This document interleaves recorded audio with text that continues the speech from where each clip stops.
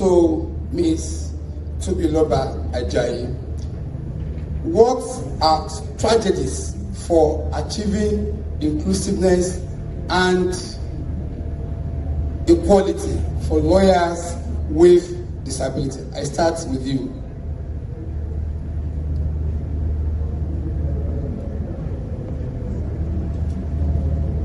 Good afternoon, everyone. Thank you again, Mr. Moderator, for that question. I think that the first question we should ask ourselves is, when we say inclusiveness, what does that even mean? What is the definition of inclusion? And I always say that, in my head, I've simplified inclusion this way. I've said that inclusion is basically the removal of barriers.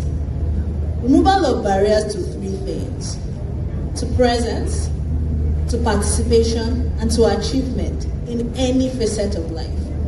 So, what does the inclusion of lawyers with disabilities mean? It means that we're thinking, all of us, whether we are colleagues, whether we are bosses, whether we're judges, whether we're litigants, we're thinking, how do we remove the barriers for lawyers with disabilities to be present in all aspects of legal practice?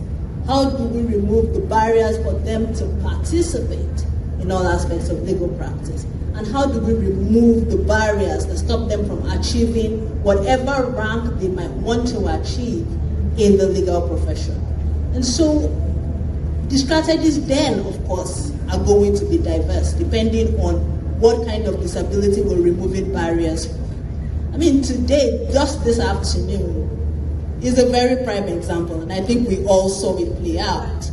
If you were going to have a panel for lawyers with disabilities, will the first barrier you remove not be the barrier to them even being able to be present in that panel? So if we're starting with even just the barrier to even just where the panel holds, where is inclusiveness there? And so it's about all of us thinking about what barriers exist, because they will be different. I can reel out a list of strategies, but it will not cover everybody. So we all need to begin to think, and it starts with how we see people with disabilities, albeit lawyers with disabilities. Do you see them as equal colleagues, people who have the same rights and responsibilities that you do in the profession? Or people you should just accommodate because? When we begin to think about lawyers with disabilities as equal participants in the temple of justice, we will then think about how we're excluding them in our practices, and then we will be able to think of how to remove those exclusionary barriers. So for instance, we all saw the simple one this afternoon. But it then goes into other things. Even coming to this place itself, the texture, the terrain of the ground, does it work for lawyers with disabilities? If any of us was on a wheelchair, would we be able to wheel ourselves in here? It's things like that. How many of us, when we were in the Nigerian law school, faced the barrier of distances between class and hostel? You didn't think about it beyond to say, oh my God, it's so hot. I can't believe I'm walking this long distance. But your colleague with a disability, it goes beyond the heat.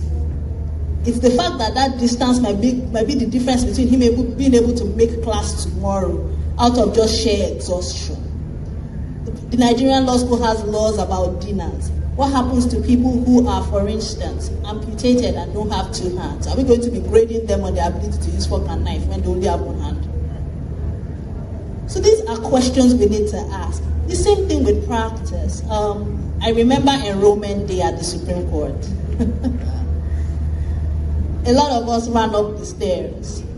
We weren't thinking.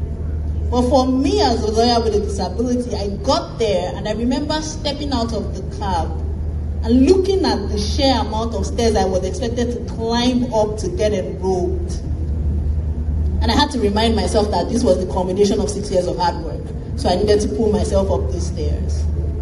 And that was the day I told myself, litigation legal practice is not for me. Because if this is what I'm going to have to do every day, no, this cannot work.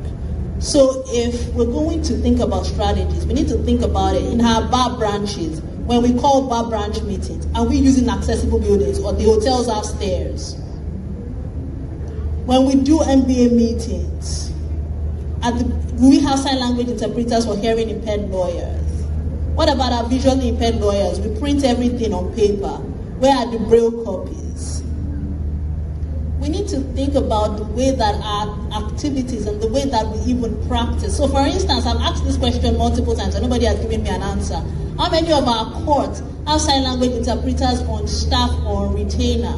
Because not only do we have hearing impaired lawyers, they are hearing impaired litigants. Are we providing for them to be able to access the justice system? Those are the very many strategies for which we can actually begin to move. Because the truth is that the journey to inclusion does not have an end. We will continue to get better as we know better. But we need to begin to take deliberate steps to begin to move from where we are in entrenched exclusionary practices to a place where we are beginning to think of how to remove barriers and ensure that people are able to have access to participate and to also achieve. Somebody has asked me, how many lawyers with disabilities are SANs and judges? I've asked them, how many courtrooms are accessible to lawyers with disabilities before you ask them to go to the bench? So how do we remove these barriers? It's up to all of us to think about, because it will look different in our jurisdiction. Thank you, Mrs. Ajayi. Thank you very much. Now, he has set the tone.